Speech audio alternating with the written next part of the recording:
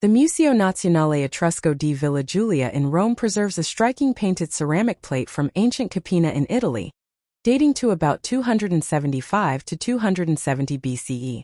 The central scene shows a fully equipped war elephant, a large pachyderm with a crenellated wooden fighting tower strapped to its back and armed riders aboard, followed by a smaller elephant calf. According to experts, the imagery likely commemorates Rome's victory over King Pyrrhus of Epirus. Found in an Etruscan tomb at Capena, the plate's elaborate war scene underscores the mingling of Italic art with contemporary military history. The iconography is rich and precise. The central elephant is depicted as female, evidenced by the calf clinging to her tail, and wears full combat gear. A crenellated tower rises from the elephant's back, supported by straps over a saddlecloth, and inside this turret 2 soldiers aim their bows or spears. Seated behind the elephant's head is a driver or mahout, shown beating the animal onward. The calf grips its mother's tail with its trunk, a motif of maternal care and continuity. These details evoke the famous Indian war elephants of the Hellenistic world. In antiquity, elephants were exotic beasts of burden and war. Here they symbolize military power and victory over exotic foes. In sum, the plate's imagery, the turreted elephant, its armed riders, and the infant elephant, all point to a narrative of Eastern-style warfare and Roman triumph.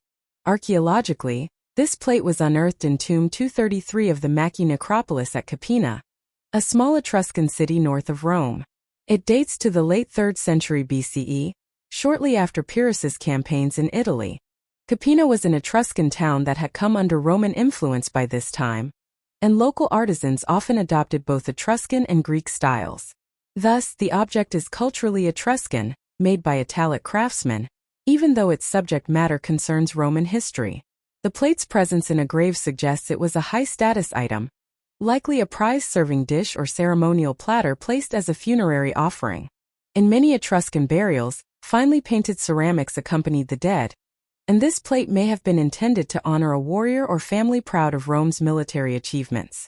Its discovery in an Etruscan tomb connects it firmly to the local context of central Italy circa 275 BCE. Elephants were among the most sensational elements of Mediterranean warfare in this era. Originally from India and Africa, war elephants were first encountered by Greeks under Alexander the Great during the 4th century BCE and later by Hellenistic armies. In 280 BCE, King Pyrrhus of Epirus brought about 20 Indian elephants across the Adriatic to aid the city of Tarentum against Rome. These wrought havoc at battles like Heraclea, startling Roman troops. When Rome finally prevailed, Consul Dentatus captured several of Pyrrhus's elephants and paraded 4 of them in his triumph of 275 BC, an event that the Capena plate likely alludes to. Later, in the Second Punic War, which lasted from 218 to 201 BCE, the Carthaginian general Hannibal famously crossed the Alps with about 37 war elephants. Although these beasts often died or were defeated in Italy, their image remained potent. This is a statuette of such a war elephant from Pompeii, Italy. Rather than see elephants vanish after the wars, the Romans celebrated them as exotic spectacles. According to ancient sources, the first elephant seen in Rome drew Pompey's chariot in his African triumph. In the Roman games they even performed tricks. Pliny records that in Germanicus's arena elephants danced, shot arrows with precision, fought among themselves and even walked tightropes.